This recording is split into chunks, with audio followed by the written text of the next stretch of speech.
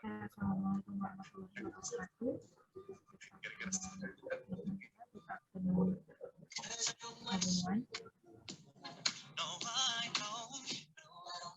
Izin Anggul mungkin bisa di ini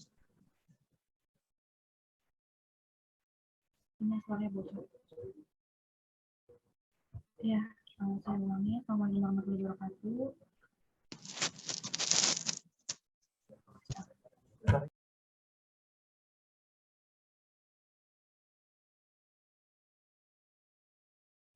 Baik, izin apakah suara saya sudah terdengar dengan jelas?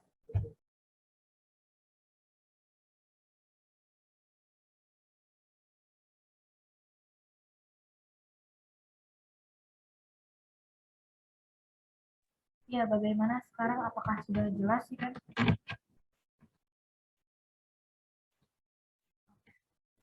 Ya, baik. Assalamualaikum warahmatullahi wabarakatuh. Good afternoon, Dr. Mila. Good afternoon, everyone. My name is Sabrina as a moderator for this group presentation. And today's topic is pathophysiology of urinary and lymphatic system, and will be delivered by group 14. Next.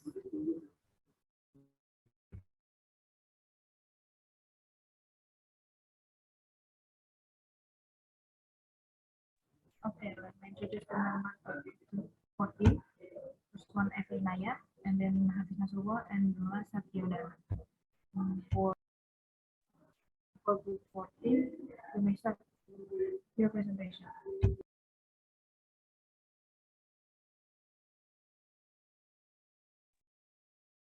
Ya, baik. Terima kasih moderator atas kesempatannya. Saya Vinaya dari kelompok 14. Yang pertama, saya akan menjelaskan tentang pathophysiology of the urinary system.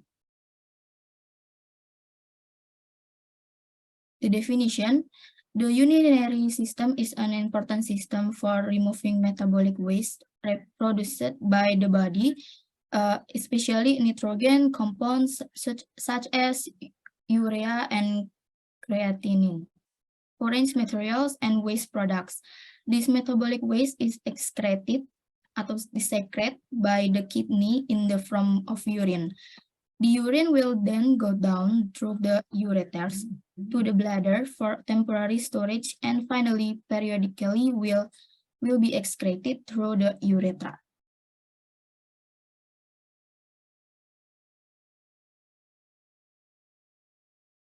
Okay, the next urinary system organs. The first is kidney. The kidney is shaped like a kidney bean and is 10 or 12 cm long and 3.5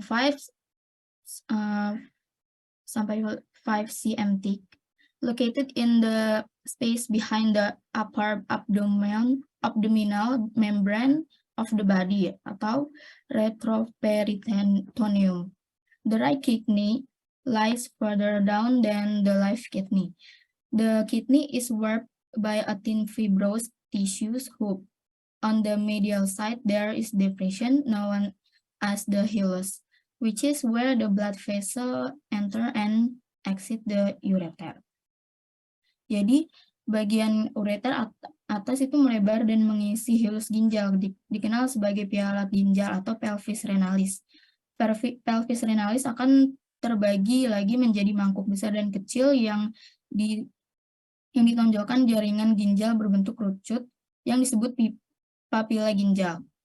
Pada potongan vertikal ginjal tampak bahwa tiap papila merupakan puncak daerah piramid yang meluas dari hilus menuju kapsula. Pada papila ini bermuara 10-25 buah ductus colligens. Satu piramid dengan bagian korteks yang melingkupinya dianggap sebagai satu lobus ginjal. Lalu secara histologi, ginjal terbungkus dalam kapsul atau simpai jaringan lemak dan simpai jaringan ikat kolagen. Organ ini terdiri atas bagian korteks dan medula yang satu sama lain tidak dibatasi oleh jaringan pembatas khusus. Ada jaringan medula yang masuk ke korteks dan ada bagian korteks yang masuk ke medula. Bangunan-bangunan yang terdapat pada korteks dan medula ginjal adalah yang pertama ada korteks ginjal terdiri atas beberapa bangunan, yaitu korpus Malpighi terdiri atas kapsula Bowman dan glomerulus. Lalu ada bagian sistem tubulus, yaitu tubulus contortus proximalis dan tubulus contortus distal. Lalu yang kedua ada medula ginjal terdiri atas beberapa bangunan yang merupakan bagian sistem tubulus, yaitu pars descendens dan descendens ansa Henle. Bagian tipis ansa Henle ductus excretorius atau ductus colligens dan ductus papillaris bellinus.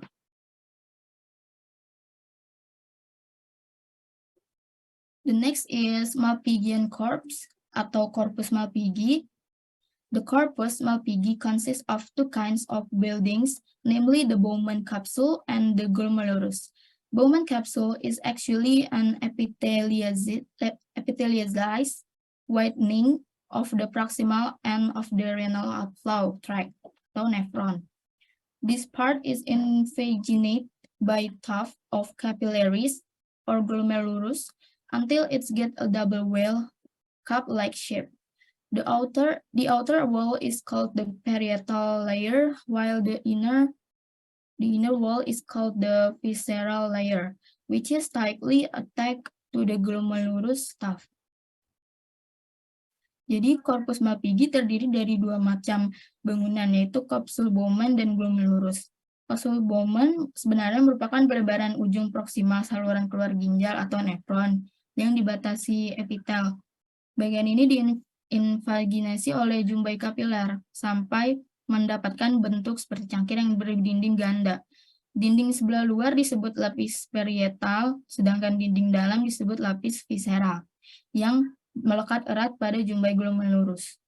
Ruang di antara kedua lapisan ini disebut ruang Bowman, yang berisi cairan ultrafiltrasi. Dari ruangan ini, cairan ultrafiltrasi akan masuk ke dalam tubulus contortus proximal. Lalu glomerulus merupakan bangunan yang berbentuk khas, bundar dengan warna yang lebih tua daripada sekitarnya karena sel-selnya tersusun lebih padat.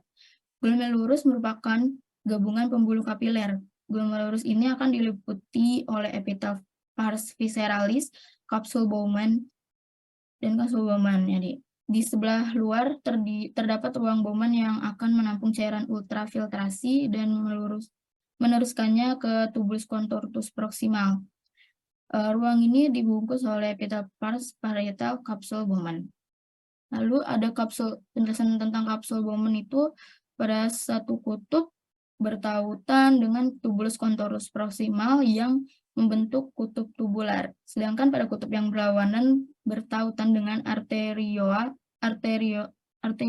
yang masuk dan keluar dari glomerulus. Kutub ini disebut kutub vaskular. Arteriol yang masuk disebut vasa afferent yang kemudian bercabang-cabang lagi menjadi sejumlah kapiler yang bergulung-gulung membentuk kapiler. Lalu pembuluh kapiler ini diliputi oleh sel-sel khusus yang disebut sel podosit yang merupakan simpai Bowman lapis visceral. Sel podosit ini dapat dilihat dengan mikroskop elektron.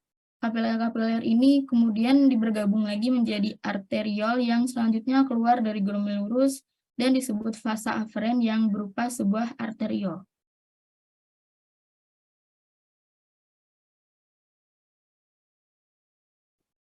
Lalu, the next is juxtaglomerular apparatus.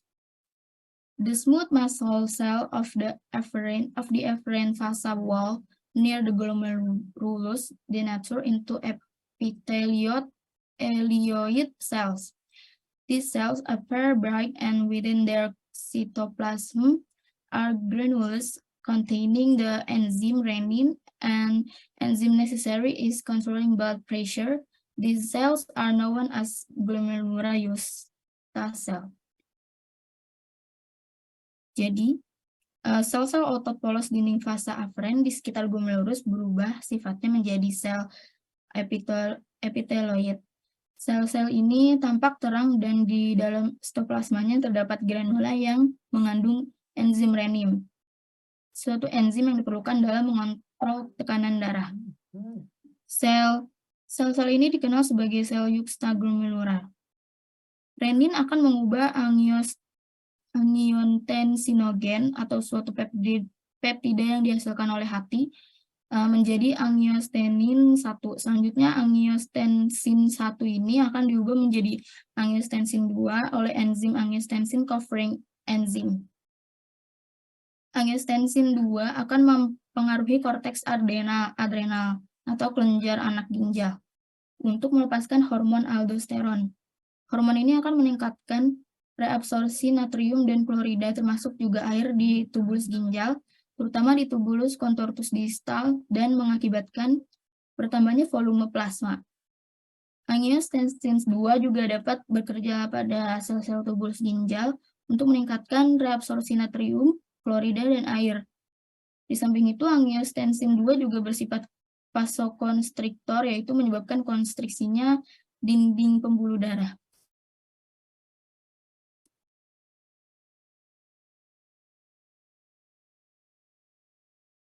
Okay, the next is kidney tubulus atau nephrons.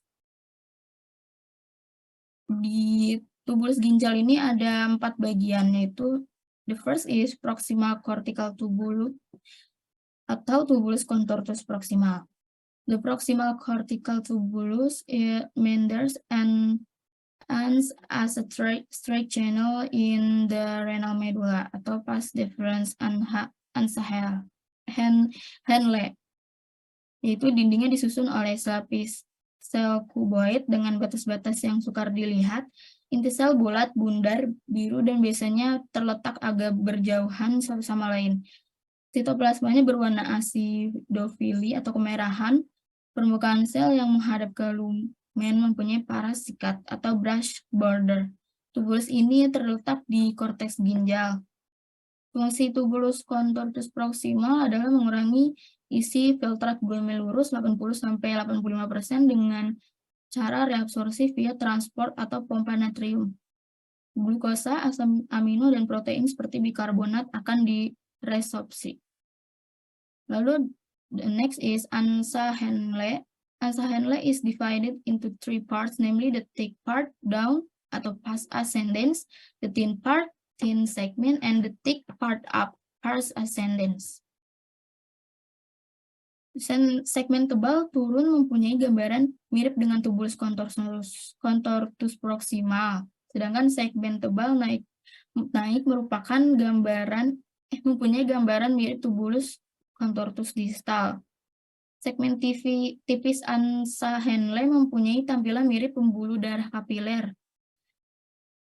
tetapi epitelnya sekalipun hanya terdiri atas selapis sel gaping, sedikit lebih tebal sehingga sitoplasmanya lebih jelas terlihat. Selain itu, lumennya tampak kosong.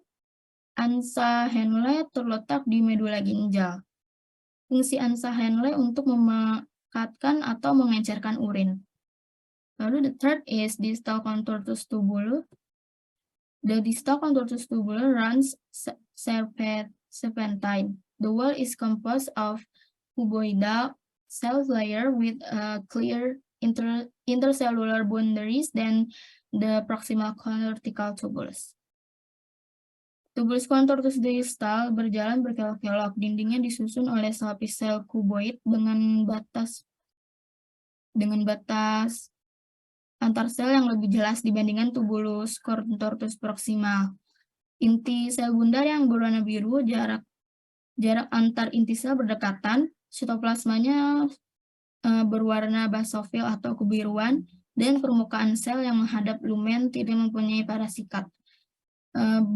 Fungsi bagian ini juga berperan dalam pemekatan urin.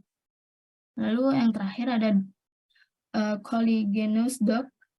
This duct is located in the medulla and has a similar picture to the distal cortical tubule, but the epithelial cells wall is much clearer. The cells are tall and paler. Collagenous ducts are not included in the nephron. Yang terakhir ada ductus collagen. Saluran ini terletak di dalam medula dan mempunyai gambaran mirip tubulus contortus distal, tetapi dinding sel epitelnya jauh lebih jelas Selnya lebih tinggi dan lebih pucat. Ductus Colligen tidak termasuk ke dalam nefron.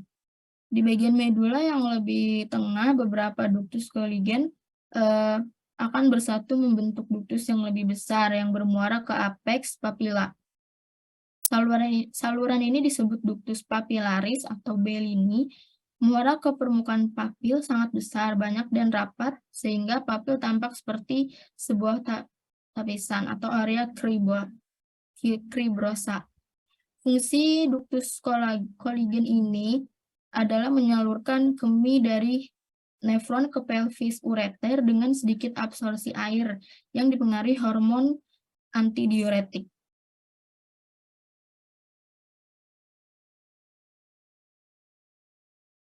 Okay, the next is kidney barrier. Kidney barrier are structures that separate glomerular capillary blood from filtrate in Bowman cavity.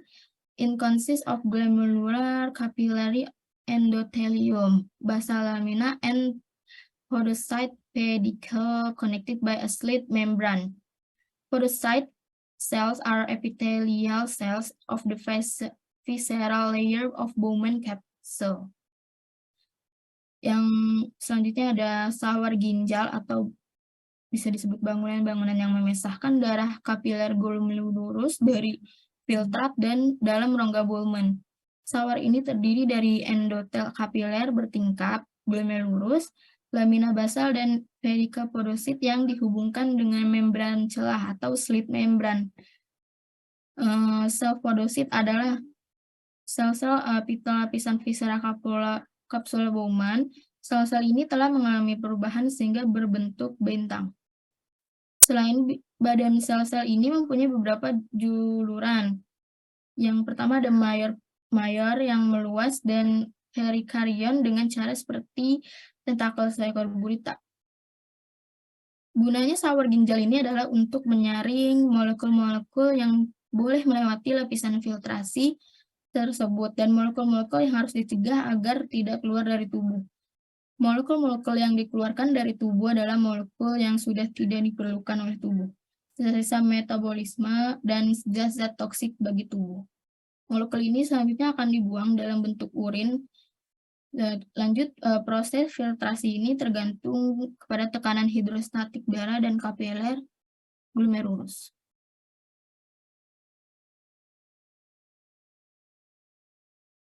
The next is kidney bleeding. Each kidney receives a direct branch for the abdominal aorta.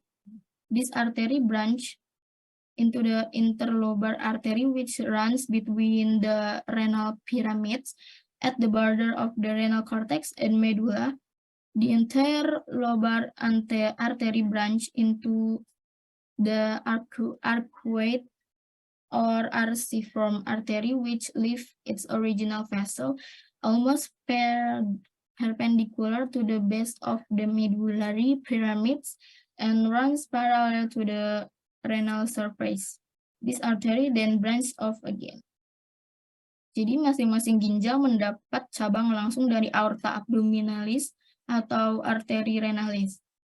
Arteri ini bercabang menjadi arteri interlobaris yang berjalan di antara piramid ginjal.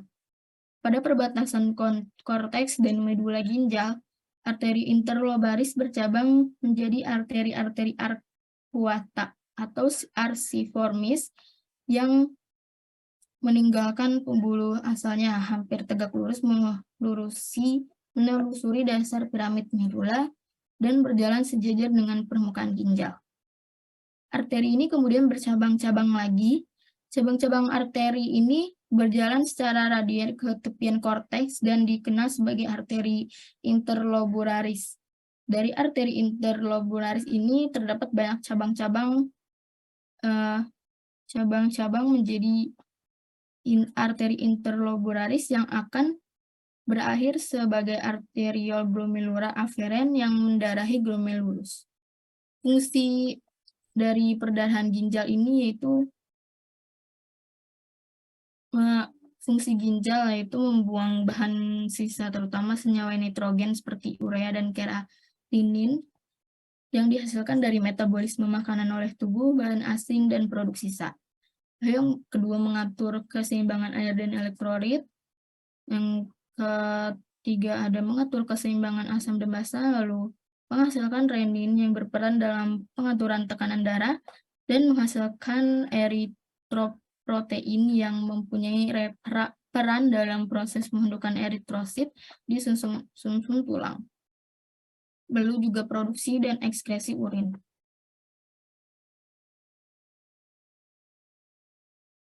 Okay, the next is ureters, urethra, and bladder. Ureters. Yang pertama, ureters. Histologically, the ureters consists of the muscularis and adventitia layers. The mucosal layer consists of the transitional epithelium supported by lamina propria. This transitional epithelium consists of 5 layers of cells. Secara histologik, ureter terdiri atas lapisan mukosa, muscularis dan adventitia. Lapisan mukosa terdiri atas epitel transisional yang disokong oleh lamina propria. Epitel transisional ini terdiri dari atas 4-5 lapis sel. Sel permukaan bervariasi dalam hal bentuk, mulai dari kuboid bila kandung kemih kosong atau tidak teregang, sampai gepeng bila kandung kemih dalam keadaan penuh atau teregang. Sel-sel permukaan ini mempunyai batas konveks pada lumen dan dapat berinti 2. Sel-sel permukaan ini dikenal sebagai sel payung. Lamina propria terdiri atas jaringan fibrosa yang relatif padat dengan banyak serat elastin. Lumen pada potongan melintang dapat terbentuk bintang dan disebabkan adanya lipatan mukosa yang memanjang. Fungsi ureter adalah meneruskan urin yang diproduksi oleh ginjal ke dalam kandung kemih. Bila ada batu di saluran ini akan menggesek lapisan mukosa dan merangsang reseptor saraf sensoris, sehingga akan timbul rasa nyeri yang amat sangat dan menyebabkan penderita batu ureter akan kehilangan kendali, dikenal juga sebagai kolik ureter. Lalu the next is bladder atau kandung kemih. Bladder consisting of mucosa, muscularis, and serosa or adventitia layers. The mucosa is lined by a thicker transitional epithelium than the ureter, consisting of 6 or 5 layers of cells, with loose connective tissue forming the underlying lamina propria. Jadi kandung kemih terdiri atas lapisan mukosa, muscularis, dan serosa atau adventitia. Mukosanya dilapisi oleh epitel transisional yang lebih tebal dibandingkan ureter, terdiri atas 6-8 lapis sel, dengan jaringan ikat longgar yang membentuk lamina propria di bawahnya. Tunika muscularisnya terdiri atas berkas-berkas serat otot polos yang tersusun berlapis-lapis yang arahnya tampak tak membentuk aturan tertentu. Di antara berkas-berkas ini terdapat jaringan ikat longgar. Fungsi kandung kemih adalah untuk menampung urin yang akan dikeluarkan ke dunia luar melalui uretra. Okay, the last is urethra. The length of the male urethra is between 15 to 20 cm, and for descriptive purposes is divided into 3 parts, namely pars prostasia, pars membranosa, and pars cavernosa and spongiosa. Yang pertama ada pars prostatica, yaitu bagian uretra mulai dari muara uretra pada kandung kemih hingga bagian yang menembus kelenjar prostat. Pada bagian ini bermuara 2 saluran, yaitu ductus ejaculatorius dan saluran keluar kelenjar prostat. Yang kedua ada pars membranacea, yaitu bagian yang berjalan dari puncak prostat di antara otot rangka pelvis, menembus membran perineal dan berakhir pada bulbus corpus cavernosus uretra. Lalu yang terakhir ada pars cavernosa atau spongiosa, yaitu bagian uretra yang menembus korpus cavernosum dan bermuara pada gland penis. Epitel uretra bervariasi dari transisional di uretra pars prostatica, lalu pada bagian lain berubah menjadi epitel berlapis atau bertingkat silindris, dan akhirnya epitel gaping berlapis pada ujung uretra pars carcinoma yang melebar, yaitu di fossa navicularis. Pada wanita uretra jauh lebih pendek karena hanya 4 cm panjangnya. Epitelnya bervarias dari transisional di dekat muara kandung kemih, lalu berlapis silindris dan bertingkat hingga berlapis gaping di bawah ujungnya. Muskularisnya terdiri atas 2 lapisan otot polos tersusun serupa dengan ureter.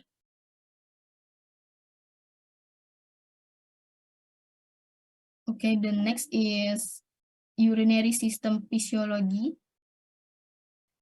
Jadi fisiologi sistem perkemihan ini ada 2. Yang pertama ada pembentukan urin atau formation of urine. Before becoming urine, this kind of process will occur in the kidney, that is filtering atau filtration, reabsorption, and augmentation. Yang pertama ada penyaringan. Jadi sebelum menjadi urin di dalam ginjal itu akan terjadi 3 macam proses. Yang pertama ada penyaringan atau filtrasi. Proses pembentukan urin diawali dengan penyaringan darah yang terjadi di kapiler glomerulus, sel-sel kapiler glomerulus yang berpori atau podosit. Tekanan dan permeabilitas yang tinggi pada glomerulus mempermudah proses penyaringan. Selain penyaringan, di glomerulus juga terjadi penyerapan kembali sel-sel darah, keping darah, dan sebagian besar protein plasma. Bahan-bahan kecil yang terlarut di dalam plasma darah seperti glukosa, asam amino, natrium, kalium, klorida, bikarbonat, dan urea dapat melewati filter dan menjadi bagian dari endapan. Hasil penyaringan di glomerulus disebut filtrat glomerulus atau urin primer, mengandung asam amino, glukosa, natrium, kalium, dan garam-garam lainnya. Lalu yang kedua ada reabsorpsi. Bahan-bahan yang masih diperlukan di dalam urin primer akan diserap kembali di tubulus contortus proximal. Sedangkan di tubulus contortus terjadi penambahan zat-zat sisa dan urea. Meresapnya zat pada tubulus ini melalui 2 cara. Gula dan asam amino meresap melalui peristiwa difusi, sedangkan air melalui peristiwa osmosis. Penyerapan air terjadi pada tubulus proximal dan tubulus distal. Substansi yang masih diperlukan seperti glukosa dan asam amino dikembalikan ke darah. Zat amino atau obat-obatan, kelebihan garam, dan bahan lain pada filtrat dikeluarkan bersama urin. Setelah terjadi reabsorpsi, maka tubulus akan menghasilkan urin sekunder. Zat-zat yang masih diperlukan tidak akan ditemukan lagi. Sebaliknya, konsentrasi zat-zat sisa metabolisme yang bersifat racun bertambah, misalnya urea. Lalu yang terakhir ada augmentation atau augmentasi. Proses penambahan zat sisa dan urea yang mulai terjadi di tubulus contortus distal dari tubulus-tubulus ginjal, urin akan menuju rongga ginjal. Selanjutnya menuju kandung kemih melalui saluran ginjal. Jika kandung kemih telah terisi penuh urin, dinding kandung kemih ini akan tertekan sehingga timbul rasa ingin buang air kecil. Lalu proses yang kedua yaitu micturition process. Distension of the bladder by urine will stimulate stress receptors located on the bladder wall with an amount of 250 cc is enough to stimulate micturition. As a result, there will be a reflex contraction of the bladder wall, and at the same time, there is a relaxation of the sphincter, relaxation of the sphincter internus, followed by relaxation of the sphincter externus, by eventually emptying of the bladder. Finally, the bladder emptying occurs. Yang kedua ada proses miksi atau rangsangan berkemih. Distensi kandung kemih oleh air kemih akan merangsang stres reseptor yang terdapat pada dinding kandung kemih dengan jumlah kurang lebih 250 cc. Sudah cukup untuk merangsang berkemih. Akibatnya akan terjadi refleks kontraksi dinding kandung kemih dan pada saat yang sama terjadi relaksasi sphincter internus diikuti oleh relaksasi sphincter externus dan akhirnya terjadi pengosongan kantung kemih. Rangsangan yang menyebabkan kontraksi kandung kemih dan relaksasi sphincter internus diantarkan melalui serabut-serabut parasimpatis. Kontraksi sphincter externus secara volunter bertujuan untuk mencegah dan menghentikan miksi. Kontrol volume ini hanya dapat terjadi bila saraf varus yang menangani kandung kemih uretra, medula spinalis, dan otak masih utuh. Jika terjadi kerusakan pada saraf-saraf tersebut, maka akan terjadi inkontinensia urin atau kencing keluar terus-menerus tanpa disadari dan retensi urin atau kencing tertahan.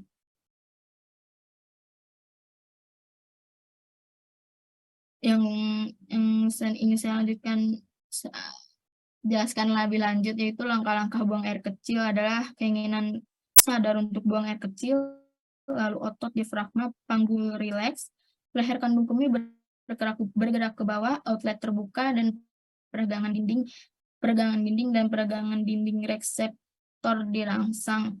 Lalu yang terakhir ada otot polos vesika urinaria berkontraksi dan urin keluar.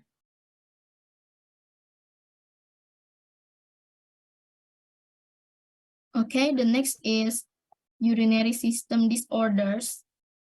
The first is chronic kidney failure. Chronic renal failure is a clinical syndrome caused by declined kidney function that is chronic, progressively, and is a quite advanced. This occurs when the glomerular filtration rate is less than 50 milli per minute. Failure chronic kidney disease is a progressive and irreversible renal function disorder. The body's ability to fail to maintain metabolism and balance fluid and electrolytes, causing uremia. Yang selanjutnya ada gangguan-gangguan apa saja yang ada di sistem perkemihan ini. Yang pertama ada gagal ginjal kronis. Adalah suatu sindrom klinis yang disebabkan penurunan fungsi ginjal yang bersifat menahun, berlangsung progresif, dan cukup lama. Hal ini bisa terjadi bila laju filtrasi glomerulus kurang dari 50 ml per menit.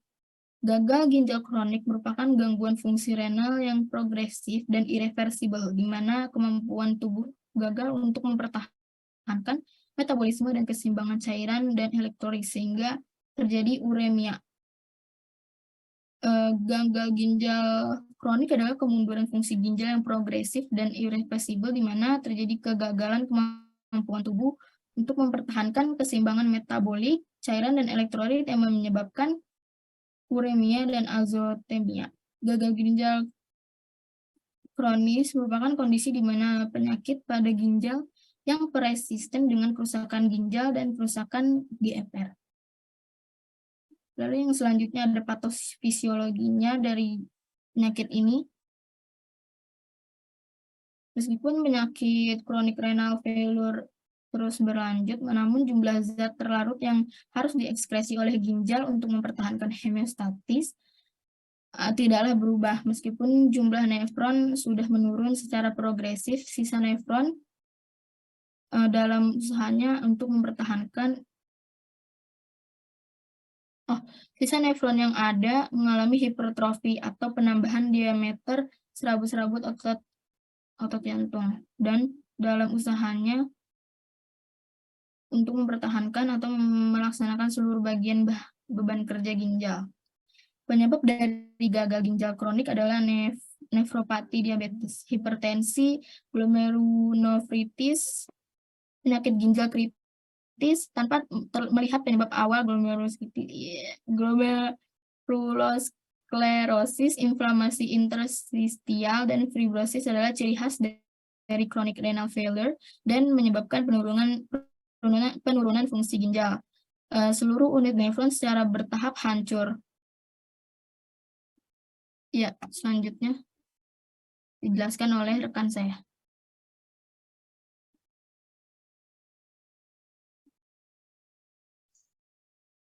Ya, untuk selanjutnya ada polycystic kidney disease.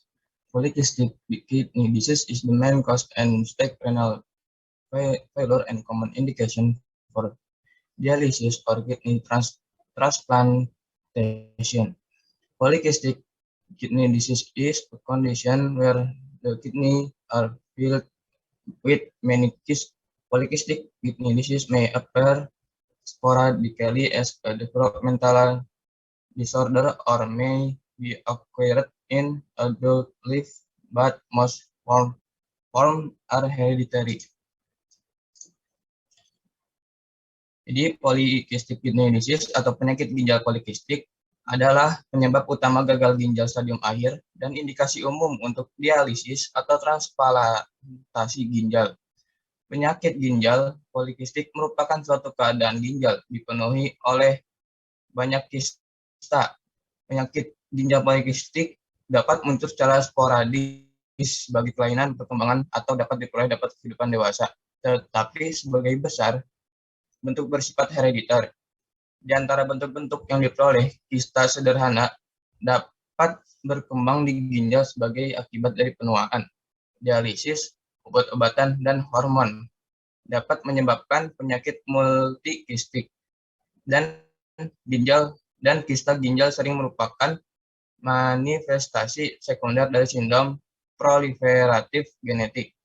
Penyakit ginjal polikistik yang diturunkan yang disebabkan oleh mutasi germline dan pada gen tunggal yang diwarisi sebagai sifat Mendelian, termasuk penyakit ginjal polikistik autosomal dominan dan resesif autosomal, nephronophthisis, dan penyakit kistik meduler.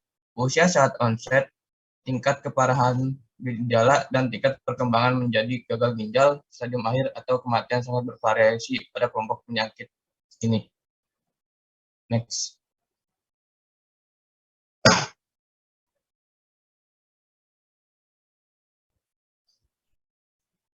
Mungkin yang bisa di next lagi karena ini masih sama pembahasan dari sebelumnya. Ya, untuk selanjutnya, urinary tract infection. Urinary tract infection is an inflammation of the urinary tract epithelium, which is usually caused by bacteria from the intestinal flora.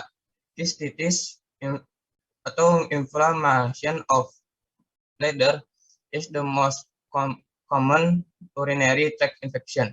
Frequently, the infection tends to persist superficially and infect the mucosa bladder. Urinary tract infection is inflammation of the bladder, usually caused by ascending bacteria or an obstructive urinary pattern cause that causes urine flow or urinary retention. Jadi itu selanjutnya adalah infeksi saluran kemih. Infeksi saluran kemih adalah inflamasi epitel saluran kemih yang biasanya disebabkan oleh bakteri dari flora usus. Sistitis atau inflamasi kandung kemih adalah infeksi saluran kemih yang paling sering terjadi. Infeksi cenderung menetap di superficial dan menyerang mukosa kandung kemih. Infeksi saluran kemih adalah inflamasi dari kandung kemih, biasanya disebabkan oleh bakteri ascending atau pola buang air kecil yang obstruktif, yang menyebabkan aliran urin yang menurun atau retensi urin. Infeksi saluran kemih merupakan penyebab umum terjadinya nyeri saat berkemih, namun sangat jarang ditemukan adanya nyeri dan keluhan konstitusional kecuali jika pasien tersebut memiliki kelemahan sistem imun atau disfungsi kandung kemih yang mencegah pengosongan kandung kemih. Next. Selanjutnya itu ada bladder sensor. Bladder sensor is a malignancy that mostly originates from the mucosa bladder or bladder atau urothelium. Bladder sensor is also malignancy heterogeneous epithelial lining which most often appears as a tumor confined to mucosa. Bladder sensor, namely all types of malignant tumor that affect bladder tissue of urinary bladder. Yang selanjutnya itu ada kanker kandung kemih. Kanker kandung kemih adalah keganasan yang sebagian besar berasal dari mukosa buli atau kandung kemih urothelium. Kanker kandung kemih juga merupakan keganasan pada lapisan epitel bersifat heterogen yang paling sering muncul sebagai tumor terbatas pada mukosa. Kanker kandung kemih yaitu semua jenis tumor maligna yang mengenai jaringan buli-buli atau vesika urinaria. Next.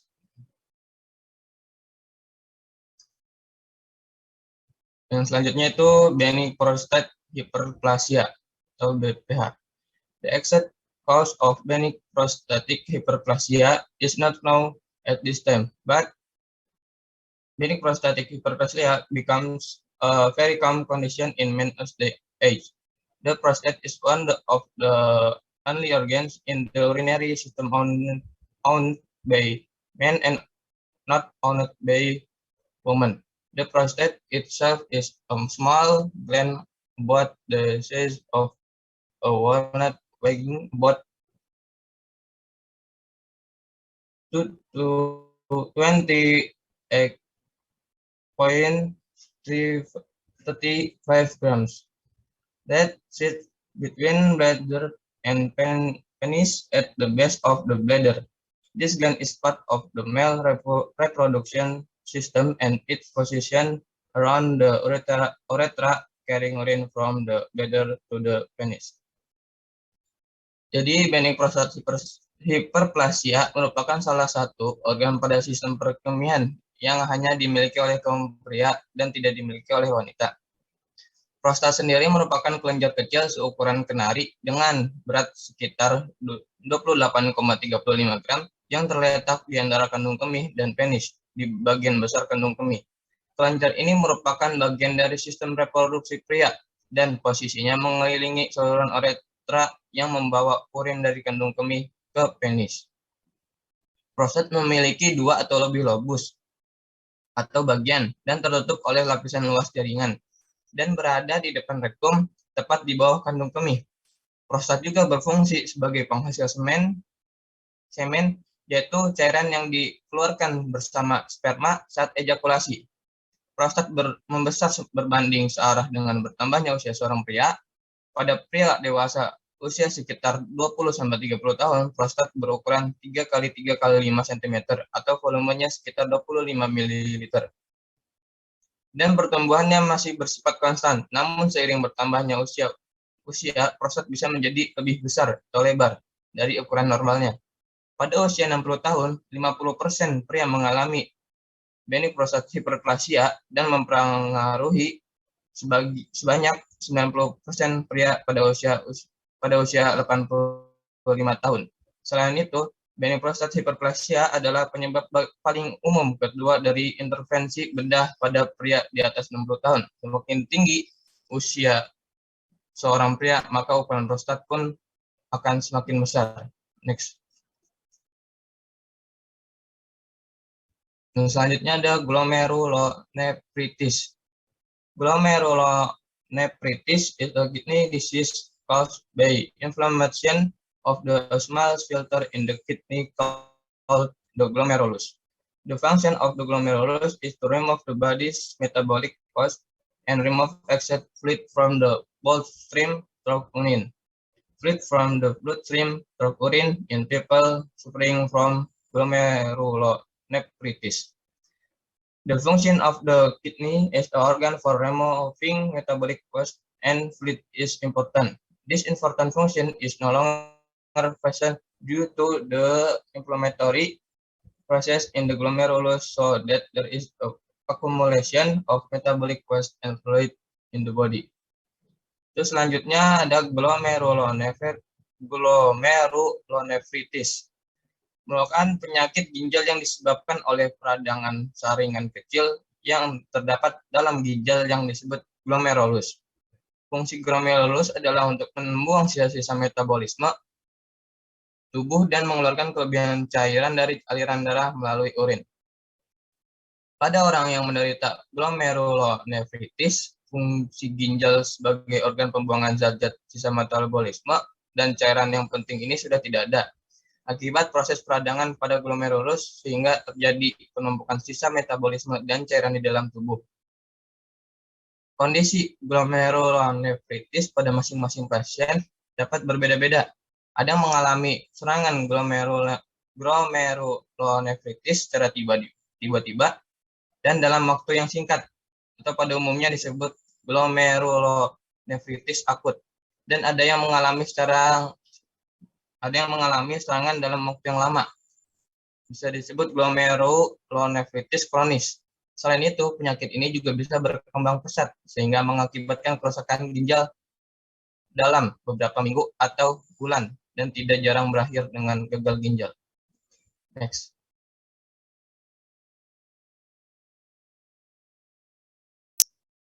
Selanjutnya saya akan menjelaskan pathophysiology of the lymphatic system. Next. The lymphatic system is part of the body that plays an important role in the immune system. The organ content in this system include the tonsils, thymus gland, lymph nodes, and spleen.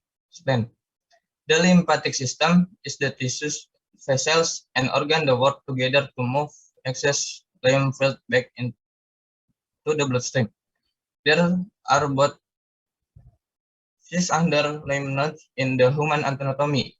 They may swell in response to infection due to a buildup of lymph-filled bacteria or other organisms. Jadi definisi sistem limpatik atau sistem getah bening adalah bagian tubuh yang berperan penting dalam sistem kekebalan tubuh. Organ-organ yang terdapat dalam sistem ini antara lain amandel, kelenjar timus, kelenjar getah bening, hingga limpa. Sistem limpatik adalah jaringan pembuluh dan organ yang bekerja sama untuk memindahkan kelebihan cairan getah bening agar kembali ke peredaran darah. Ada sekitar 600 kelenjar getah bening dalam anatomi tubuh manusia. Kelenjar bisa membengkak sebagai respons terhadap infeksi karena penumpukan cairan getah bening, bakteri, atau organisme lainnya. Next.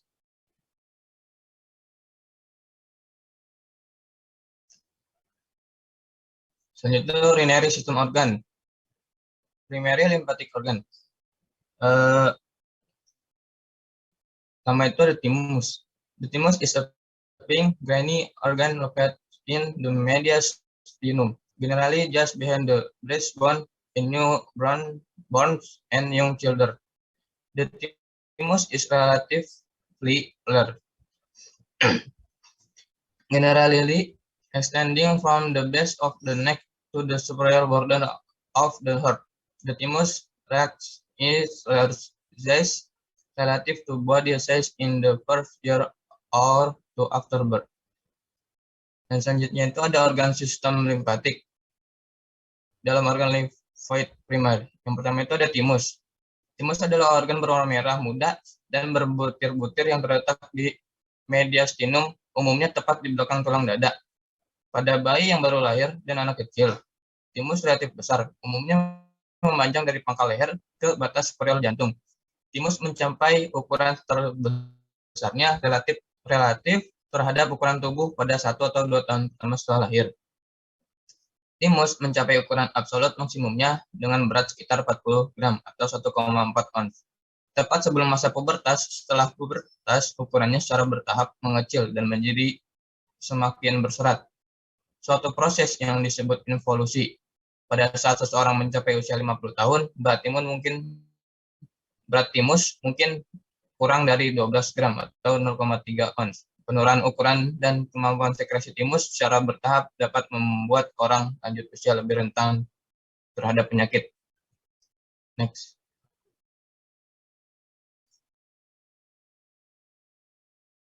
Selanjutnya ada red bone marrow. The red bone marrow is a very important part of the lymphatic system as it produces lymphocytes with both cells responsible for identifying and destroying virus, bacteria, and other pathogens. The lymphocytes are responsible for producing and antibodies to fight certain virus, bacteria, or antigens that enter the body. Selanjutnya itu ada sumsum tulang merah. Sumsum tulang merah adalah bagian yang sangat penting dari sistem limfatik karena menghasilkan limfosit, sel darah putih yang bertanggung jawab untuk mengidentifikasi dan menghasilkan virus, bakteri, dan patogen lainnya. Limfosit B bertanggung jawab memproduksi antibodi untuk melawan virus, bakteri, dan antigen tertentu yang masuk ke dalam tubuh. Mereka matang di sumsum tulang merah sebelum bermigrasi melalui darah ke organ limfatik lain seperti limfa dan kelenjar getah bening, di mana mereka menunggu aktivasi. Hal ini terjadi ketika antigen spesifik mereka diambil dalam cairan limfatik dan terdeteksi dalam kelenjar getah bening. Limfosit T juga diproduksi oleh sumsum tulang merah, tetapi matang di kelenjar timus sebelum bermigrasi ke organ limfatik lainnya. Limfosit ini terutama bertanggung jawab untuk menghancurkan sel-sel tubuh yang terinfeksi dan juga dapat membantu melawan kanker. Next.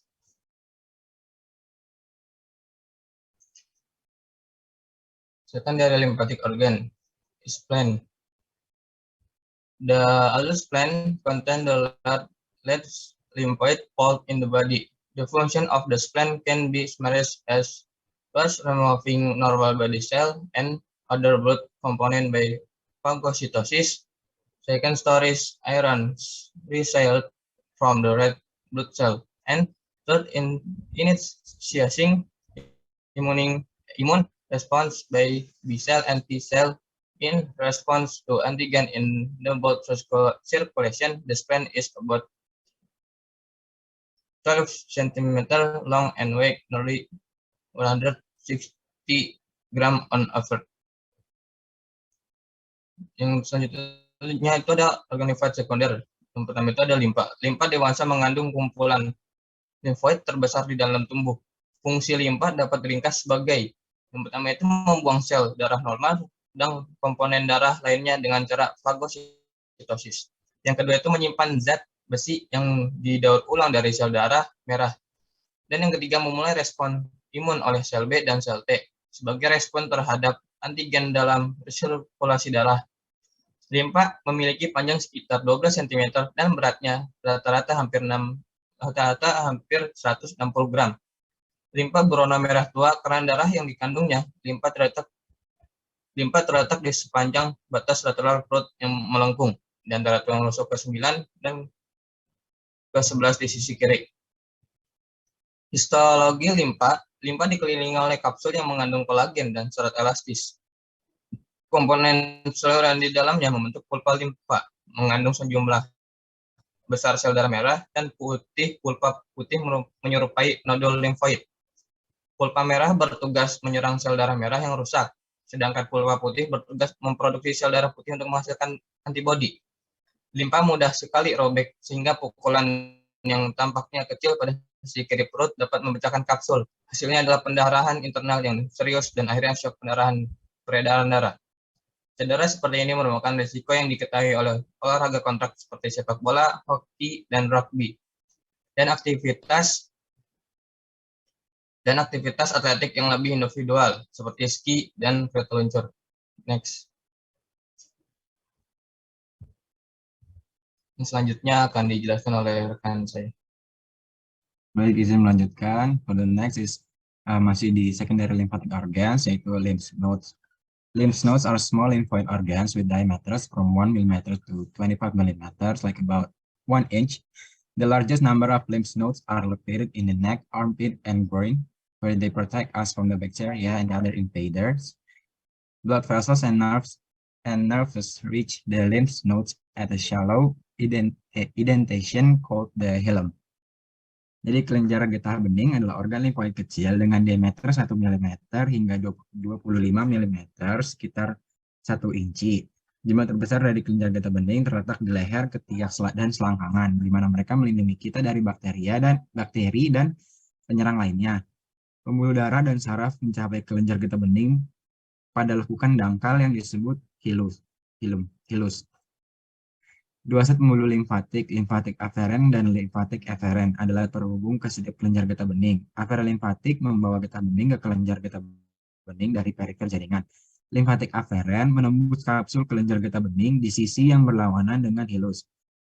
Eferen limfatik meninggalkan kelenjar getah bening di hilus. Pembuluh ini membawa getah bening menjauh dari kelenjar getah bening dan menjaga sirkulasi vena.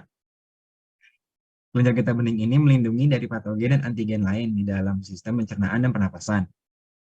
Cedera ringan biasanya menghasilkan sedikit pembesaran kelenjar getah bening di sepanjang pembuluh limfatik yang mengeringkan daerah tersebut.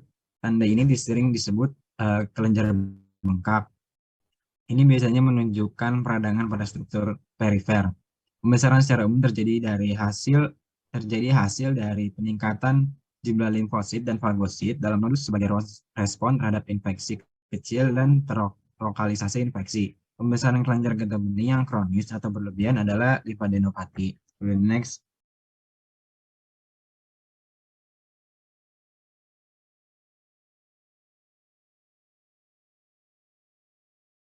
Kemudian tonsils. Tonsils are part of the small lymphatic system, organs located in the back of the throat as one of the body defenses. The tonsils' main function is to fight infection because they produce white blood cells and antibodies and are able to filter viruses and bacteria that enter the body.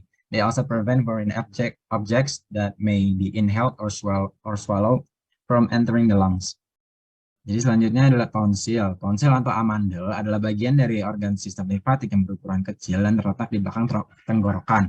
Sebagai salah satu pertahanan tubuh, fungsi utama tonsil adalah untuk memerangi infeksi. Ini karena tonsil dapat menghasilkan sel darah putih, antibodi, serta mampu menyaring virus dan bakteri yang masuk ke dalam tubuh. Organ ini juga berfungsi mencegah masuk benda asing yang mungkin terhirup ataupun tertelan sebelum masuk ke dalam paru-paru.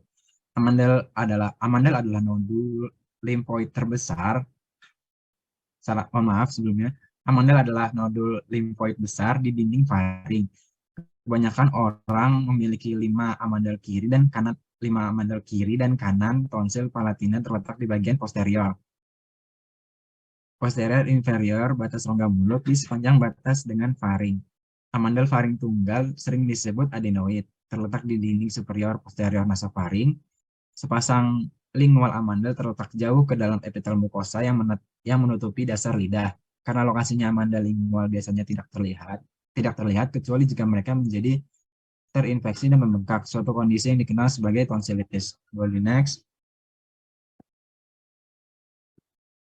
Kemudian appendix. The appendix is a pouch of lymphatic tissues attached to the end of the large intestine or cecum. Located in the lower right area of the abdomen, the appendix is often considered more of a nuisance than an important part of the human anatomy, which often leads to its indiscriminate removal. However, it has recently been discovered that the appendix plays an important role in our immune response. Selanjutnya, appendix atau usus buntu. Usus buntu adalah kantong jaringan limfatik yang menempel di ujung usus besar atau sekum yang terletak di area kanan bawah perut. Usus buntu sering dianggap lebih sebagai gangguan daripada bagian penting dari anatomi manusia yang sering menyebabkan pengangkatannya secara sembarangan. Namun baru-baru ini bahwa usus buntu memainkan peran penting dalam respon kekebalan tubuh. Usus buntu seringkali diangkat dan dibuang secara rutin selama operasi untuk mencegah kemudian terjadinya serangan usus buntu ini. Namun dari penelitian ditemukan bahwa appendix ini juga dapat berfungsi sebagai sistem limfatik. Boleh next.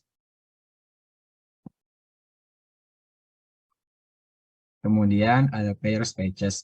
Pairs patches are grouping of lymphoid follicles on the mucous membrane lining the small intestine.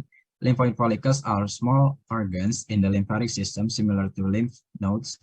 Pairs patches plays an important role in immune surveillance of materials in the digestive systems.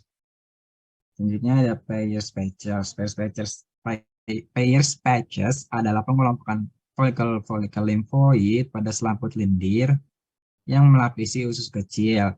Folikel limfoid adalah organ kecil dalam sistem limfatik yang sebentar, mohon maaf.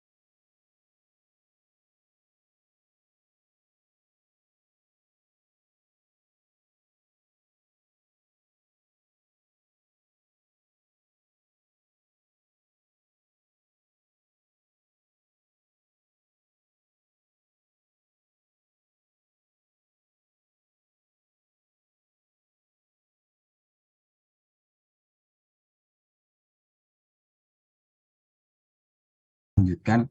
Jadi Pairs patches adalah pengelompokan folikel limfoid pada selaput lendir yang melapisi usus kecil. Folikel limfoid adalah organ kecil dalam sistem limfatik yang mirip dengan kelenjar getah bening. Pairs patches memainkan peran penting dalam pengawasan kekebalan tubuh. Kekebalan tubuh terhadap bahan-bahan di dalam sistem pencernaan. Pengawasan kekebalan mengacu pada proses di mana sistem kekebalan tubuh mengenali dan menghancurkan patogen potensial. Kemudian Pairs patches terletak di usus kecil, biasanya di daerah ileum. Pairs patches mengandung berbagai sel kekebalan, termasuk makrofag, sel dendritik, sel T, dan sel B. Ada juga sel khusus yang disebut sel M. Sel M ini memberikan antigen kepada makrofag dan sel dendritik pada Pairs patches. Antigen adalah suatu zat seperti virus yang dapat menghasilkan respon dari sistem kekebalan tubuh. Kemudian sel T dan sel B dalam Pairs patches memberi sinyal kepada sistem kekebalan tubuh untuk menyerangnya. Boleh di next.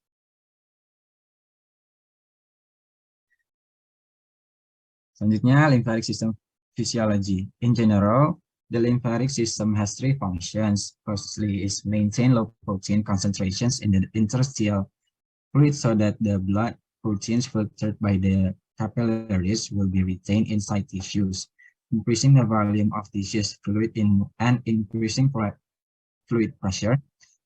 Secondly, is absorption of fatty acids. Kemudian yang terakhir, producing immune cells. Lymphoid nodes prepare the environment where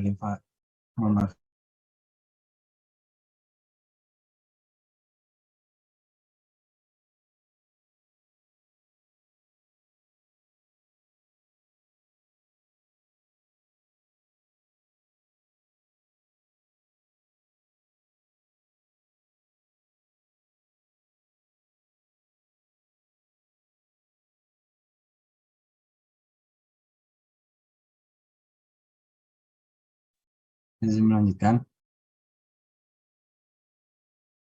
Producing immune cells, lymphoid nodes prepare the environment where lymphocytes will receive their first exposure to a foreign.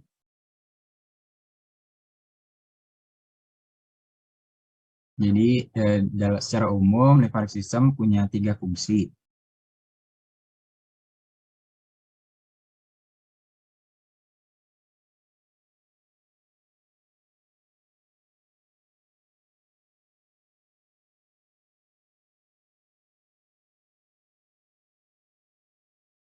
Yaitu pertama, mempertahankan konsentrasi protein yang rendah dalam cairan interstisial, sehingga protein-protein darah yang difiltrasi oleh kapiler akan tertahan dalam jaringan. Memperbesar volume volume cairan jaringan dan meninggikan tekanan cairan interstisial. Peningkatan tekanan menyebabkan pompa limfe memompa cairan interstisial masuk ke kapiler limfe, membawa protein berlebih yang terkumpul. Jika sistem ini tidak berfungsi, maka dinamika pertukaran cairan pada kapiler akan menjadi abnormal dalam beberapa jam hingga menyebabkan kematian. Dan yang kedua adalah absorpsi asam lemak, transport lemak, dan kilus ke sistem sirkulasi. Kemudian yang terakhir, memproduksi sel-sel imun seperti limfosit, monosit, dan sel-sel penghasil antibodi yang disebut sel plasma. Nodus limfoid mempersiapkan lingkungan tempat limfosit akan menerima paparan pertamanya terhadap antigen asing seperti virus, bakteri, dan jamur yang akan mengaktifasi limfosit untuk melaksanakan fungsi imunitas. Kemudian next. Kemudian akan membahas lymphatic system disorders. Yang pertama, lymphadenitis. Lymphadenitis is inflammation that occurs in the lymph nodes in the body. As a result, pus appears in the lymph nodes, causing an abscess to form. Lymphadenitis can be divided into two types, namely localized lymphadenitis affects only few lymph nodes adjacent areas, such as tonsillitis or inflammation of the tonsils. Dan yang kedua, lymphadenitis often occurs when there are many lymph node inflammation due to the spread of infection through the bloodstream or due to other illnesses, for example, upper respiratory infection and sepsis. Jadi akan membahas gangguan sistem limfatik. Gangguan yang pertama yaitu lymphadenitis. Lymphadenitis adalah peradangan yang terjadi pada kelenjar getah bening di dalam tubuh. Akibatnya muncul nanah di dalam kelenjar getah bening sehingga menyebabkan abses. Lymphadenitis dapat dibagi menjadi dua jenis, yaitu lymphadenitis lokal, hanya terjadi pada beberapa kelenjar getah bening yang berdekatan seperti tonsillitis atau radang amandel. Kemudian lymphadenitis umum terjadi ketika banyak kelenjar getah bening mengalami radang akibat penyebaran infeksi melalui aliran darah atau akibat penyakit lainnya, misalnya infeksi saluran pernapasan, pernapasan atas, dan sepsis. Next. Kemudian ada lymphedema. Lymphedema is a malfunction of the lymphatic system due to its presence blockage. Eventually, liquid will be built up, causing it swelling of the arms or legs. Lymphedema can occur as a result of injuries, therapies, radiation, surgery, to a medical condition known as lymphatic filariasis. Kemudian yang kedua ada lymphedema. Lymphedema adalah gangguan fungsi limfatik akibat adanya penyumbatan. Pada akhirnya cairan akan menumpuk sehingga menyebabkan pembengkakan pada lengan atau tungkai. Biasanya lymphedema dapat mengakibatkan kulit di area yang terinfeksi terasa kencang dan keras, serta muncul berbagai masalah kulit. Lymphedema dapat terjadi akibat cedera, terapi radiasi, tindak pembedahan, hingga kondisi medis yang dikenal sebagai lymphatic filariasis. Boleh next.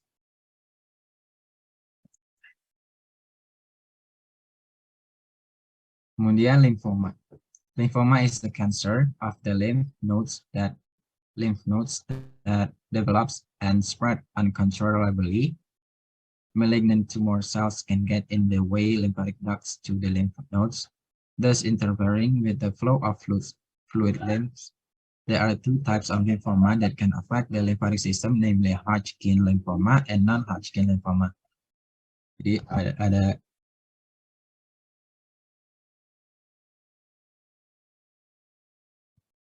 lymphoma. Lymphoma adalah kanker kelenjar getah bening yang berkembang dan menyebar secara tidak terkendali. Sel-sel tumor ganas dapat menghalangi saluran limfatik ke kelenjar getah bening sehingga mengganggu aliran cairan getah bening. Ada dua jenis lymphoma yang bisa mengganggu sistem limfatik ini, yakni lymphoma Hodgkin dan lymphoma non-Hodgkin. Go to the next. Kemudian gangguan selanjutnya adalah autoimmune. Autoimmune disease is a disease that occurs in which the immune system the body attacks healthy cells in the body. While the immune system body should function to protect the body against disease and cells bad things such as bacteria and viruses, many impacts will arise if the body attacked by autoimmunity. Jadi penyakit autoimun merupakan penyakit yang terjadi di mana sistem kekebalan tubuh menyerang sel-sel sehat dalam tubuh, sedangkan sistem kekebalan tubuh seharusnya berfungsi melindungi tubuh untuk melawan penyakit dan sel jahat, seperti kanker maupun virus. Banyak dampak yang akan timbul jika tubuh terserang autoimun. Penyebab autoimun bisa muncul karena banyak faktor, mulai dari keturunan hingga gaya hidup yang tidak sehat. Gangguan ini pun bisa terjadi sangat panjang, bahkan bisa seumur hidup. Faktor yang menyebabkan seseorang beresiko mengidap penyakit autoimun diantaranya adalah faktor genetik, perubahan hormon, memiliki riwayat penyakit autoimun dalam keluarga, menderita infeksi bakteri atau virus, terkena paparan bahan kimia, merokok, memiliki berat badan berlebih atau obesitas, dan jenis kelamin. Sekitar 3/4 orang dengan gangguan autoimun adalah wanita. Kemudian upaya yang bisa kita lakukan adalah berolahraga secara rutin, tidak merokok, menjaga berat badan agar tetap ideal, menggunakan alat pelindung ketika bekerja agar terhindar dari paparan bahan kimia, dan rutin mencuci tangan dengan benar agar terhindar dari infeksi virus dan bakteri. Next. So the conclusion of this presentation is the urinary system is a vital organ is excreting the eliminating metabolic waste and elimination of metabolic waste in the body. The organs of the urinary system consist of kidneys, ureters, vesica urinaria, and urethra. The lymphatic system is an additional pathway through which fluid can flow from the interstitial space into the blood. Most importantly, the lymphatic system can transport proteins and large particle substances which cannot be moved by tissue space, which cannot be moved by absorption directly into the blood capillaries. Jadi kesimpulannya adalah sistem perkemihan merupakan organ vital dalam melakukan ekskresi dan melakukan eliminasi sisa-sisa hasil metabolisme dalam tubuh. Organ-organ sistem perkemihan terdiri dari ginjal, ureter, vesika urinaria, dan uretra. Sistem limfatik merupakan suatu jalur tambahan tempat cairan dapat mengalir dari ruang interstisial ke dalam darah. Hal yang terpenting, sistem limfatik dapat mengangkut protein dan zat-zat berpartikel besar keluar dari ruang jaringan yang tidak dapat dipindahkan dengan proses absorpsi langsung ke dalam kapiler darah. Oke, next. Jadi sekian presentasi dari kelompok 14. Terima kasih atas perhatiannya. Kami kembalikan kepada moderator. Okay, thank you for group 14 for your presentation. And now we move to the discussion section. For each group who has question, you can raise hand now.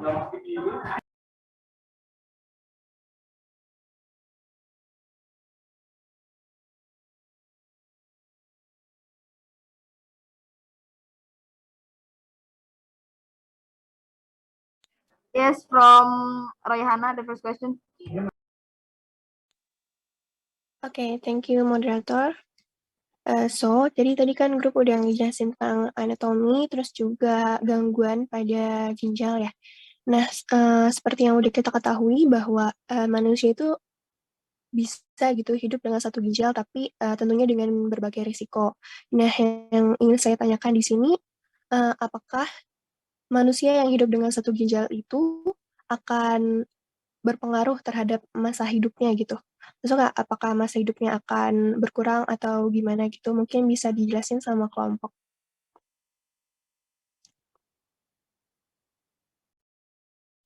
Okay, thank you Rayhana for your question.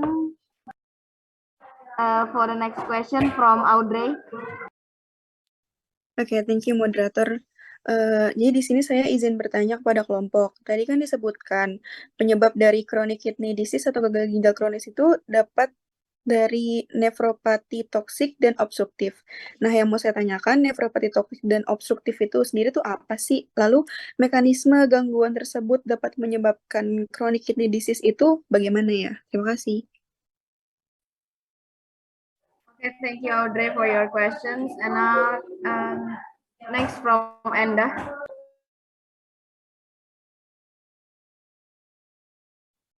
Iya, baik. Terima kasih moderator atas kesempatannya. Izin masuk, saya Enda, absen 12, izin bertanya. Gimana ya mekanisme yang terjadi di dalam kandung kemih sampai kita tuh mau mengeluarkan urin atau enggak pengen ngeluarin urin? Apakah pertanyaan saya bisa dimengerti? Ya, izin menjawab mengerti Endah. Okay, maybe enough for the first session of Q&A. Now we will let the group to answer questions from Royhana, Audrey, and Endah.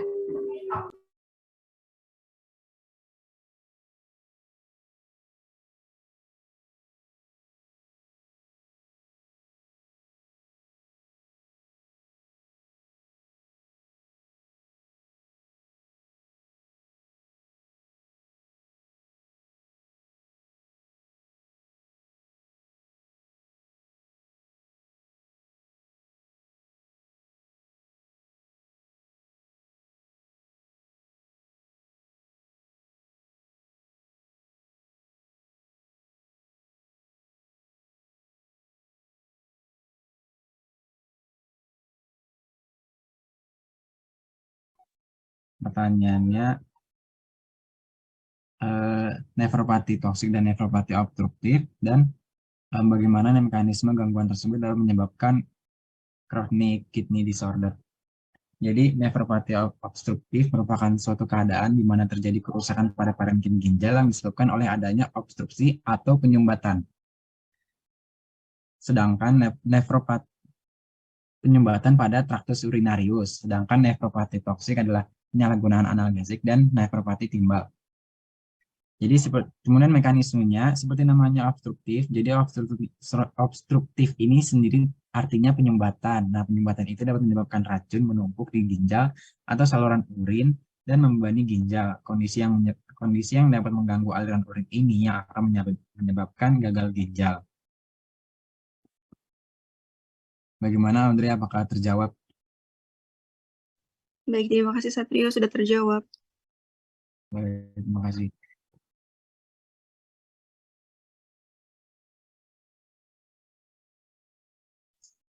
Ya, izin masuk, moderator. Saya akan menjawab pertanyaannya Indah. Bagaimana sih mekanisme yang terjadi di dalam kandung kemih sehingga kita ingin mengeluarkan urin atau tidak ingin mengeluarkan urin? Jadi, rasa ingin buang air kecil biasanya timbul ketika kandung kemih sudah penuh terisi urin. Saat terisi penuh, kandung kemih akan mengirim sinyal ke otak yang memberitahu tubuh untuk mengeluarkan urin. Otak selanjutnya memberi sinyal pada dinding kandung kemih untuk mengencangkan otot dan mengalirkan urin ke uretra. Jika belum terisi penuh, otot-otot dinding kandung kemih tetap rileks, sementara otot-otot sphinkter katup membuka atau menutup kandung kemih tetap berkontraksi untuk menahan urin. Seberapa sering buang air kecil bergantung pada seberapa cepat ginjal Anda menghasilkan urin yang mengisi kandung kemih. Apakah sudah terjawab, Endah? Baik, sudah terjawab jelas, Hafiz. Terima kasih ya. Sama-sama.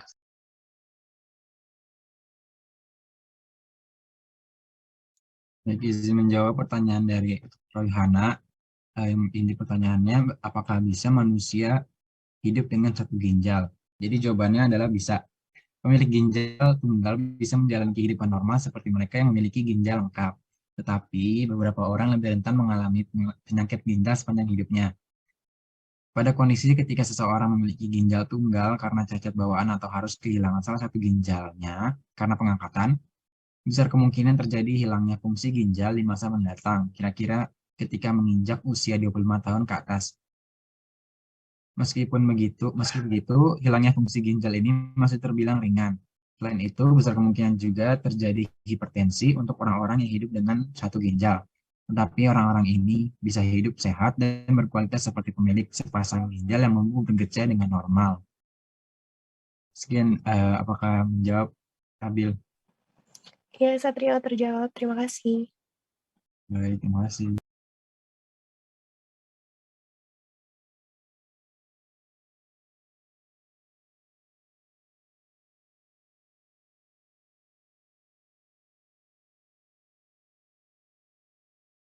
Okay, thank you for the group for your answers. And now we move to the second session of Q&A.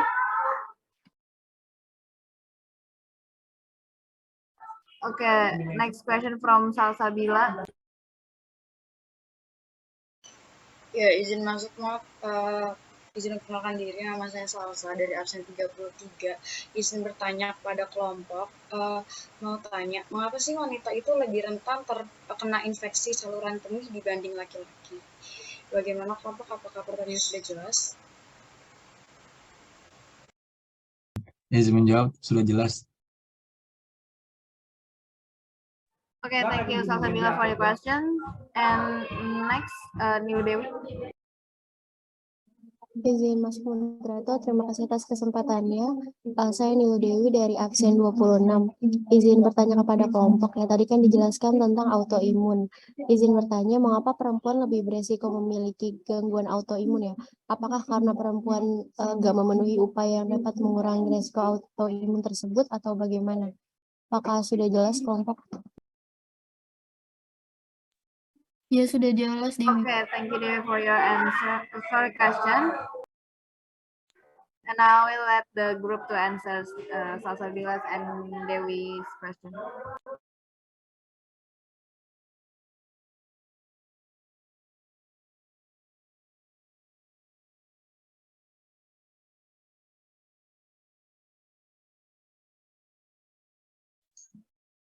Izin masuk mod. Saya akan menjawab yang pertanyaannya dari pertanyaan Salsa. Mengapa wanita lebih rentan terkena infeksi saluran kemih dibandingkan laki-laki? Jadi ada beberapa alasan kenapa wanita lebih rentan terkena infeksi saluran kemih. Alasan utamanya adalah karena bentuk anatomi saluran kemih wanita, khususnya uretra yang lebih pendek jika dibandingkan pria. Selain itu, wanita juga memiliki beberapa siklus yang bisa meningkatkan resiko terkena infeksi saluran kemih. Misalnya saja seperti siklus menstruasi dan saat hamil. Saat wanita berusia lanjut, kandung kemih dan uretra juga jadi lebih tipis dan kering. Resikonya terkena infeksi saluran kemih pun jadi jauh lebih besar. Apakah terjawab, Salsa? Ya, tapi sudah terjawab. Terima kasih. Ya, sama-sama. Ya, baik, izin masuk. Izin menjawab pertanyaan dari Dewi.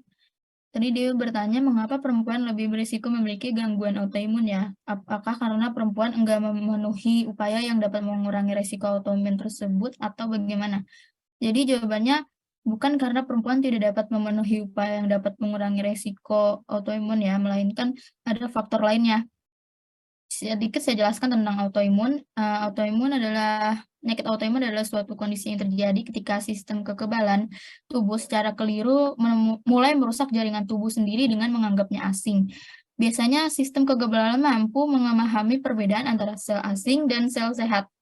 Hingga saat ini para ilmuwan tidak mengetahui alasan dibalik kesalahan yang dilakukan oleh sistem kekebalan tubuh tersebut, sehingga memicu munculnya gangguan autoimun. Satu-satunya hal yang berhasil mereka temukan adalah beberapa orang lebih rentan mengembangkan penyakit autoimun daripada yang lain. Faktanya, sebagian besar orang-orang dengan kondisi gangguan autoimun berasal dari wanita yang masih berada dalam usia produktif. Bahkan gangguan kesehatan ini menjadi penyebab utama kecacatan dan kematian pada wanita dewasa dan anak perempuan. Beberapa faktor berikut ini diduga memiliki peran yang cukup signifikan terhadap kondisi autoimun pada wanita. Jadi faktor lain yang mempengaruhi yang pertama ada ketahanan kekebalan tubuh antar jenis kelamin. Wanita memiliki resiko terserang masalah autoimun lebih tinggi dibandingkan dengan pria karena sistem imunitas tubuh mereka yang cenderung lebih canggih. Secara alami, wanita punya respon yang lebih kuat saat sistem imunitas bekerja. Sementara itu, peradangan berperan sangat besar dalam kaitannya dengan gangguan autoimun. Lalu yang selanjutnya ada hormon seksual. Adanya perbedaan sistem hormon antara pria dan wanita juga memberikan penjelasan lebih mendetail mengapa gangguan autoimun lebih rentan terjadi pada wanita. Pasalnya banyak pula kondisi gangguan autoimun yang bisa membaik atau justru memburuk seiring dengan kadar hormon wanita yang naik dan turun. Misalnya selama menjalani kehamilan, ketika sedang menggunakan kontrasepsi oral atau searah dengan jalannya siklus menstruasi, kondisi inilah yang selanjutnya dipercaya turut berperan dalam memicu kondisi masalah autoimun pada wanita. Ya, lalu yang selanjutnya ada kode genetik pada wanita yang lebih rentan Wanita memiliki 2 buah kromosom X, sedangkan pria memiliki masing-masing 1 kromosom X dan Y. Berdasarkan studi yang dimuat dalam Proceeding of the National Academy of Science menunjukkan bahwa gen-gen tersebut pada kromosom X kurang ekspresif ketika mereka berasal dari pihak ayah dibandingkan dari pihak ibu. Pun ada beberapa bukti yang mencatat bahwa kecacatan yang terjadi pada kromosom X bisa jadi berkaitan dengan kerentanan terhadap masalah autoimun. Sementara itu, rasio pria dan wanita yang mengembangkan penyakit autoimun adalah 1:2. Apakah sudah jelas, Dewi? Sudah, Evi. Terima kasih. Ya, baik, sama-sama. Saya kembalikan ke moderator.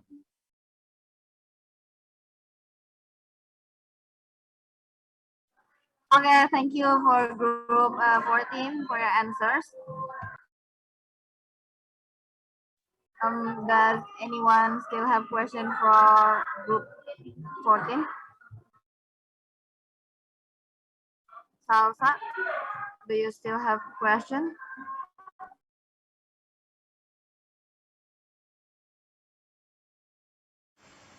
Izin mohon maaf, belum belum.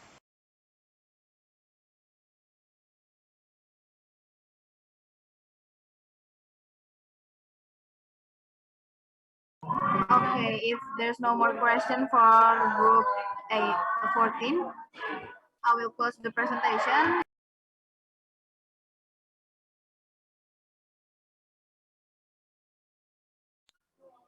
Saya Sabrina Pradita sebagai moderator, izin pamit, kurang lebihnya mohon maaf. Wassalamualaikum warahmatullahi wabarakatuh, and I will return back to Dr. Mila. Oke, terima kasih. Tadi presentasinya sudah cukup bagus. Tanya jawabnya juga menurut saya sih oke banget gitu ya. Nah, kan ini sisa waktu cuma tinggal sedikit. Mungkin nanti PowerPoint saya kirimin aja buat kalian untuk dibaca. Apakah ada pertanyaan aja mungkin tentang sistem patologi di sistem urinarius dan sistem limfatik? Jadi kan di sistem limfatik itu benar ya, dia itu fungsinya adalah untuk menghasilkan sel-sel imun ya. Ada kelenjar limfatik, yaitu nodus limfatikus, yang terbesar itu adalah timus dan lien ya. Kalau timus itu hanya bekerja pada masa kanak-kanak, kemudian dia akan mengecil itu lalu diambil alih oleh lien atau limpa ya. Nah, kemudian ada beberapa penyakit pada sistem limfatik, itu bisa infeksi tadi misalnya filariasis ya, itu adalah cacing yang menyumbat pembuluh limf ya, nanti sehingga menyebabkan kaki bengkak atau yang biasa disebut dengan kaki gajah, atau penyakit kaki gajah atau filariasis. Lalu ada juga infeksi oleh virus, misalnya virus HIV. Virus HIV ini juga menyerang sistem limf ya dengan menekan pembentukan antibodi. Lalu kemudian dengan menekan pembentukan sel T.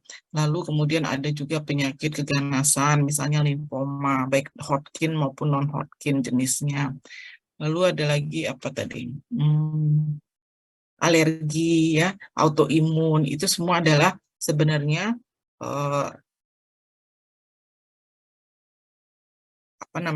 sesungguhnya si sistem limfatik ini menghasilkan sel-sel imun untuk menghadapi apabila ada bahaya dari luar, misalnya infeksi bakteri, virus, parasit, ya, jamur, dan lain-lain. Namun pada kondisi alergi atau kondisi autoimun, si sel-sel imun tersebut menyerang diri sendiri atau menganggap hal-hal yang sebenarnya normal dianggap menjadi patogen atau alergen gitu. Misalnya nih protein susu, protein coklat, protein makanan-makanan seafood itu kan sebenarnya normal ya.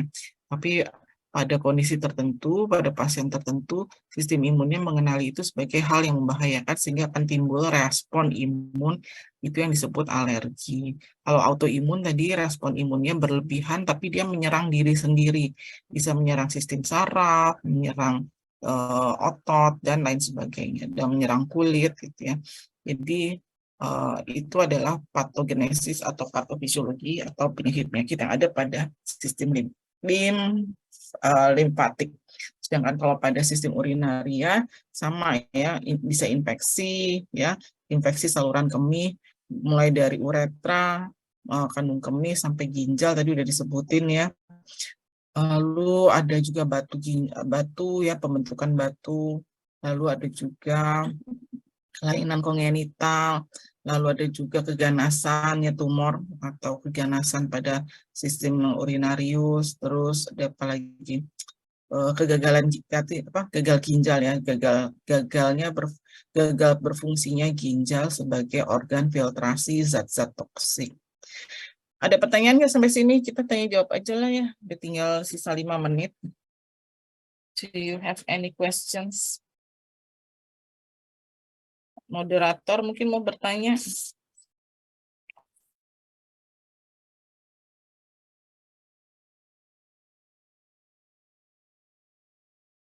Gimana ketua kelas?